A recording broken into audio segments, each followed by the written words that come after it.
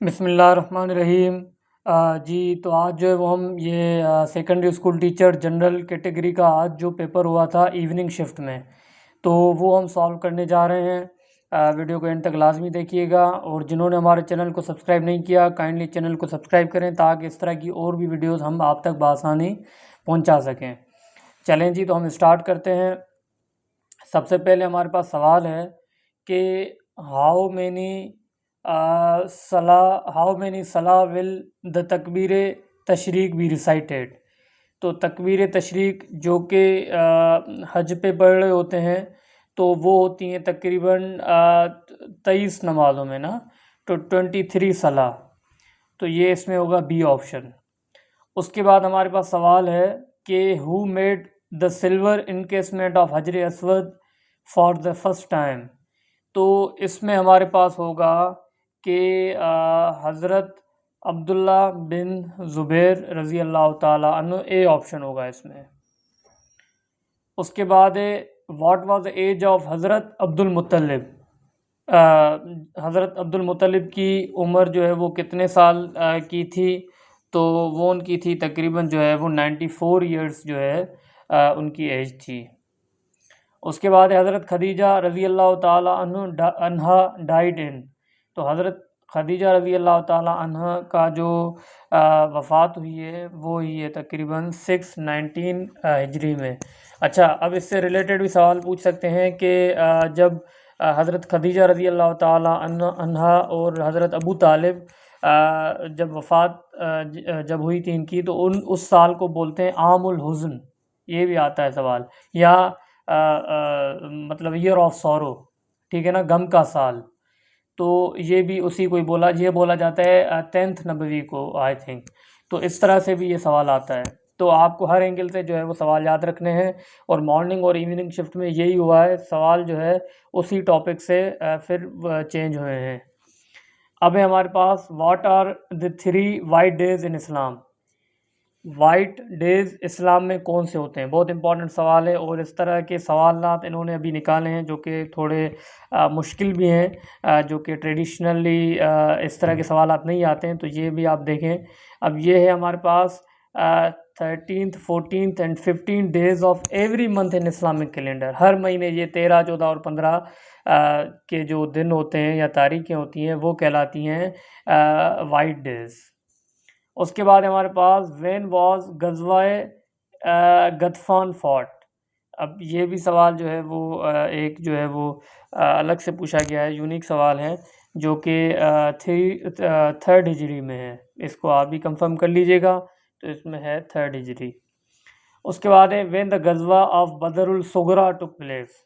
अब ये इस तरह का भी सवाल आ गया, तो ये 4 हिजरी है। फिर भी आप, अगर आपको लगे या आपको कोई सोर्स ऐसा मिल रहा है जिसमें जो है आपको लगे कि ये सवाल सही नहीं है, तो आप कमेंट में हमें बता सकते हैं, फिर हम उसके बाद करेक्शन भी करेंगे इसकी।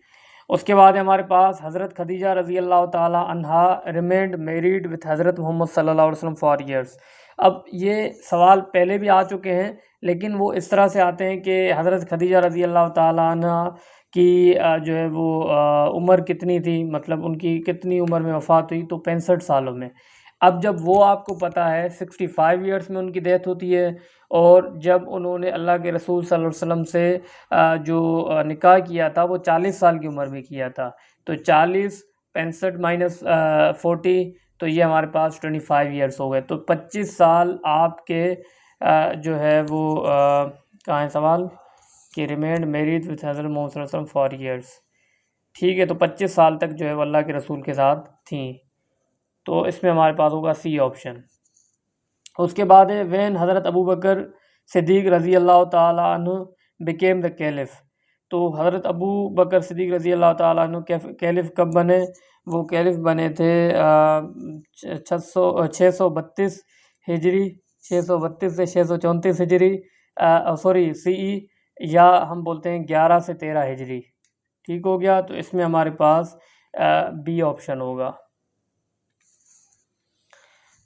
अब है प्रॉफिट मोहम्मद सल्लल्लाहु अलैहि वसल्लम not offered funeral prayer of. ये जो है वो ये भी यूनिक है, ये पहले शायद नहीं आया, अभी सवाल आया है। ये है हज़रत खदीजा रज़ी अल्लाह ताला अन्हा, बी ऑप्शन होगा इसमें। तो ये हमारे पास इस्लामियात के सवाल थे। इस्लामियात के सवाल के बाद अब जो है वो इंग्लिश के और उसके साथ जो है पाकिस्तान स्टडीज़ के भी सवाल आते हैं, तो उनको हम देखते हैं। मैं इनको थोड़ा जूम करता हूँ ताकि आपको जो है वो नज़र आ जाए। अच्छा, अब ये क्या है, चूज़ द, अच्छा कुछ सवालात ऐसे भी हैं जो हमने पहले वीडियोस अपलोड की थी। अगर आपने वो वीडियोस देखी हो, प्लेलिस्ट सीरीज़ में आप जाएं तो वहाँ पे इंग्लिश एमसीक्यूज़ पास्ट पेपर्स जो है वो अवेलेबल है। वो हमने कंपाइल किए हुए थे, तकरीबन 500 प्लस उसमें जो है एमसीक्यूज़ थे। उसमें से भी हमारे पास ये 2 से 3 एमसीक्यूज़ आए हैं। इसका मतलब है 20 to 30%, क्योंकि इंग्लिश के 10 एमसीक्यूज़ हैं। 10 में से जो है वो हमारे अगर 3 जो है वो वहाँ से कवर हो रहे हैं, इसका मतलब है 30% ऑफ इंग्लिश पोर्शन में से जो है वो आपका वहाँ से ही कवर हो रहा है। तो उसको भी आप लाजमी देखें। इसके अलावा जो हमारे मॉक टेस्ट हैं उसमें से भी सवाल आते हैं, उसी तरह का पैटर्न है, तो वो भी आप उसमें भी जो ये एसएफटी साइंस कैटेगरी का जो है कैंडिडेट्स अभी भी इंटरेस्टेड हैं तो वो हमें मैसेज कर सकते हैं। उसमें भी आप लाजमी पार्टिसिपेट करें, उसमें भी बिल्कुल इसी तरह से सवालात होते हैं। अच्छा, अब है इसमें the artist had to dash a lot before dash recognise for his talent. तो अब याद रखिएगा, the artist had to struggle, उनको स्ट्रगल करनी थी, a lot before being recognised for his talent. तो इसमें ए ऑप्शन जो है वो हमारा करेक्ट होगा। उसके बाद है ओदा वॉज एनेक्स्ड इन 1856 बाय। अब आपको अगर याद हो, इससे पहले वाली अगर आपने जो वीडियो देखी है तो वो थी उसके मॉर्निंग शिफ्ट में जो हुई थी, उसमें पूछा गया था कि ओदा को ब्रिटिश ईस्ट इंडिया कंपनी ने कब एनेक्स किया, तो वो 1856 का था। उसमें सिर्फ ये साल पूछा गया था। अब ये है कि उस वक्त उनका जो है वो वायसरॉय उस वक्त कौन सा था, ये आपने याद करना है इस तरह से। तो वो थे लॉर्ड कैनिंग। अब वो भी कैसे, लॉर्ड कैनिंग ये पहले वायसरॉय थे और आई थिंक लास्ट जो है वो गवर्नर जनरल थे। तो लॉर्ड कैनिंग आप इस तरह से याद करें। तो ये हमारे पास लॉर्ड कैनिंग है। अब हमारे पास सेनोनियम है इनडेफिटिजेबल। तो इनडेफिटिजेबल का जो सेनोनियम होगा वो हमारे पास ए है ऑप्शन टायरलेस। ठीक हो गया। उसके बाद है the war at boxer took place on. तो वॉर ये हुई है जो ये कब हुई है, ये हुई है तकरीबन 22 अक्टूबर 1764। तो ये अगर हम देखें 22 अक्टूबर 1764, ये सी ऑप्शन, ठीक है ना। बॉक्सर की वॉर जो है वो 22 अक्टूबर 1764 में हुई थी। अब cannon had dash unique qualities that it was used widely in ancient times. ये उसमें भी हमने कवर किया था, जो कि इंग्लिश एमसीक्यूज जो आपको अभी बता रहा था प्लेलिस्ट सीरीज़ में जो मौजूद है, तो ये वहाँ से आपका कवर हो जाएगा। वहाँ पे भी ये चीज़ मैंने पहले डिस्कस की हुई है कि cannon had such unique qualities that it was used widely in ancient times. ठीक हो गया, तो ए ऑप्शन इसमें करेक्ट है। उसके बाद हमारे पास खिलाफत कॉन्फ्रेंस। अच्छा, इस तरह के ये जो इंग्लिश एमसीक्यूज़ की मैं बात कर रहा हूँ, ये एएसआई का जो पेपर था उसमें भी हमारे पास तकरीबन 5 से 6 सवालात जो है वो उन वीडियो से उस वीडियो से जो है वो लगे थे, तो वो इसलिए ज़्यादा इम्पोर्टेंट है। इसी तरह से मॉक टेस्ट में भी हैं। अच्छा, उसके बाद खिलाफत conference at Larkana was held from. तो ये जो है लारकाना में जो इनकी ये खिलाफत कॉन्फ्रेंस हुई थी, ये हुई थी तकरीबन 3 से 5 मई 1919, लेकिन इसको भी अगेन आप कंफर्म कर लीजिएगा 3 से 5 मई 1919 में। उसके बाद है after the revolt of 1857 who was made the commander in chief of the forces of Mughal king Bahadur Shah Zafar. तो ये उस वक्त थे मिर्ज़ा जो है वो मिर्ज़ा अबू बकर थे। ठीक है, इसको भी आप कंफर्म कर लीजिएगा। उसके बाद है she dash for upcoming tennis tournament. तो शी इज़ गोइंग या she is training for upcoming tennis tournament. तो इसमें इस ट्रेनिंग करेक्ट ऑप्शन होगा। ठीक हो गया। अब उसके बाद हम अगले पेज पे चलते हैं।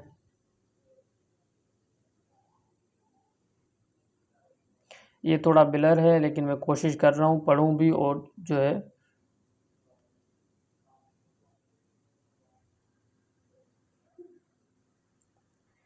How many round table conferences were attended by sir Mohammad Iqbal. तो सर मोहम्मद इकबाल ने जो कॉन्फ्रेंसेज अटेंड की थी वो की थी इन्होंने 2। ठीक है, बी ऑप्शन इसमें करेक्ट होगा, 2। Choose the meaning of idiom या phrase. We were in hurry, the road being zigzag, we had to cut off the corner to reach to the reach on time. तो अब इसमें simple कोई वो नहीं है, ये एक लंबा सेंटेंस जो है वो है, लेकिन बस सिर्फ और सिर्फ आपसे ईडियम पूछा जा रहा है कट ऑफ। कट ऑफ का जो है जो ईडियम बनेगा, ईडियम की जो मीनिंग होगी वो क्या होगा, to take a shortcut, shortcut लेना। ठीक है, उसके बाद हमारे पास एंटोनियम है, एंटोनियम है हमारे पास एनाक्रोनिस्टिक, इस तरह से करके कुछ है। तो इसका हमारे पास होगा मॉडर्न, डी ऑप्शन होगा मॉडर्न करेक्ट। ठीक हो गया। Who is known as the father of local government in India. तो ये है, ये अगर आपको नज़र नहीं आ रहा तो मैं इसको रीड कर रहा हूँ, लॉर्ड रिपन, RIPON। ठीक है, लॉर्ड रिपन। अब है आई डेश न्यूजीलैंड नेक्स्ट ईयर, तो I am going New Zealand next year. ठीक है ना, आई एम गोइंग तो होगा। उसके बाद है who establish the Muslim leagues Karachi branch. तो ये है हमारे पास गुलाम अली चागला, लेकिन इसको आप कंफर्म कर लीजिएगा।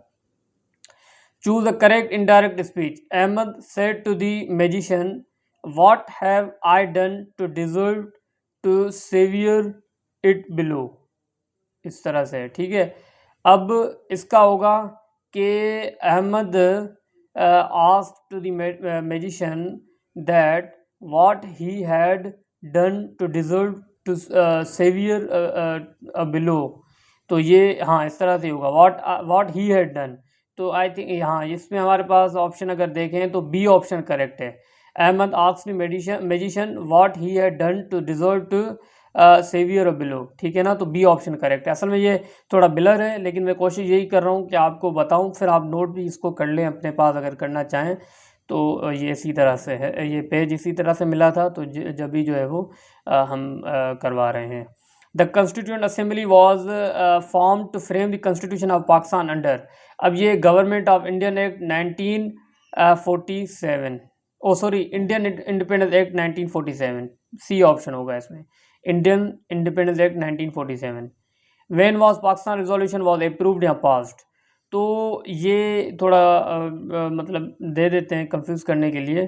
तो ये है 24 मार्च 1940, क्योंकि 22 मार्च से 24 मार्च तक जो है वो इजलास चला था, और पास जो ये अप्रूव हुआ था वो 24 मार्च 1940 को हुआ था। After the defeat Mughal king Bahadur Shah Zafar was exiled. तो उनको जलावतन किया गया था रेंगून बर्मा। ठीक है, रेंगून भी आ सकता है, रेंगून बर्मा में ही है, रेंगून बर्मा। उसके बाद choose the correct word, choose the word with correct spelling. तो ये आपको जो ए है वर्सेटाइल, VERSATILE, ये स्पेलिंग सही है, ए ऑप्शन इसमें करेक्ट होगा। Liquefied natural gas terminals are established in. तो ये है पोर्ट कासिम, तो ये है बिन कासिम पोर्ट, मतलब बी ऑप्शन। अब है कि choose the meaning of idiom या phrase. When he tells stories about himself he is inclined to draw the long bow. अब ये भी बस, ये टू ड्रॉ द लॉन्ग बो, इसका जो है वो क्या बनेगा, ईडियम की मायने क्या होगी या फ्रेज की मायने क्या होगी। तो ये एग्जाजरेट, सी ऑप्शन। ठीक है ना, एग्जाजरेट होगा इसमें। उसके बाद हमारे पास हाँ, in which year Sindh Muslim League session was held in Karachi which was presided over by Quaid-e Azam Mohammad Ali Jinnah. तो ये हमारे पास है कि 1938 में हुआ था, और 1938 अगर हम देखें तो 10 अक्टूबर 1938। अब आप देखेंगे और भी दो आएंगे, मुस्लिम लीग से ज़्यादा सवाल पूछे गए हैं, सिंध मुस्लिम लीग पर्टिकुलरली, तो इसको आपने लाजमी पढ़ना है जो जनरल कैटेगरी के टेस्ट देने जा रहे हैं। Synonym of word bellicose. अब बेलिकोस भी ये इंग्लिश के MCQs में हमने पहले भी कवर कर चुके हैं वीडियोस में, तो ये भी वहीं से आया है बेलिकोस। वॉर लाइक या हॉस्टाइल भी जिसको कहा जाता है, बी ऑप्शन इसमें करेक्ट है, war like. Choose the wrong spelled word. अब इसमें अगर आप सब देखेंगे तो ये सही है स्पेलिंग, पेक्टोरियल, पेक्टोरियल की पेक्टोरियल नहीं, पेक्टोरल होता है, PECTORAL, तो RIAL लिखा हुआ था यहाँ पे, तो RAL होगा इसमें, ठीक है ना। The first annual session of Muslim league was held इन, तो ये हुआ था 1907 में, दिसंबर 29 कराची में, ठीक है। तो ये आपने याद करना है, और ज़रूरी नहीं यही आप याद करें, एग्जैक्ट जो और भी मतलब जो डेट्स हैं जो बता रहा हूँ वो भी आप याद रखें, ताकि कहीं किसी भी तरह से सवाल कभी भी आ सकता है।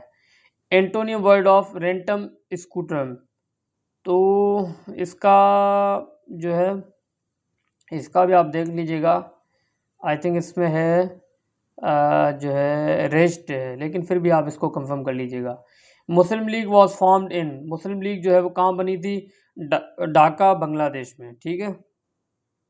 और कब बनी थी ये भी आपको याद होनी चाहिए, अब ये सवाल आएगा, आ सकता है। दिसंबर 1906, 30 दिसंबर 1906 को मुस्लिम लीग बनी थी। अच्छा ये हो गया। सार्क, हाँ SAARC permanent secretary is located in, अब ये है उसमें नेपाल में है ना, खटमंडू, लेकिन इसमें ऑप्शंस नहीं है, तो ये शायद वो करेक्ट कर दें बाद में। इस्लामाबाद में भी नहीं है, कोलंबो जो है वो श्रीलंका, न्यू दिल्ली, ढाका नहीं, तो ये होगा Nepal, Kathmandu. Antonym of word picayune, तो इसका हमारे पास होगा लॉन्ग, क्योंकि इसकी मायने लिटिल में होती है, तो लॉन्ग वाला जो है इसमें करेक्ट होगा। सिनोनिम ऑफ वर्ड इsoteric, तो इसका है हमारे पास परप्लेक्सिंग, ठीक है, ए ऑप्शन इसमें करेक्ट होगा। तो ये थे हमारे जो है वो आज का पेपर था, जो कि इवनिंग शिफ्ट का था, और इससे पहले हम मॉर्निंग का भी जो है वो अपलोड कर चुके हैं। जिन्होंने वो नहीं देखी वीडियो वो भी लाजमी देखें। तो फिर इंशाल्लाह दूसरी वीडियो में आपके साथ मिलेंगे। हमारी वीडियो को लाइक, शेयर और सब्सक्राइब लाजमी करें। तब तक के लिए अपना ख्याल रखिएगा। अल्लाह हाफिज़।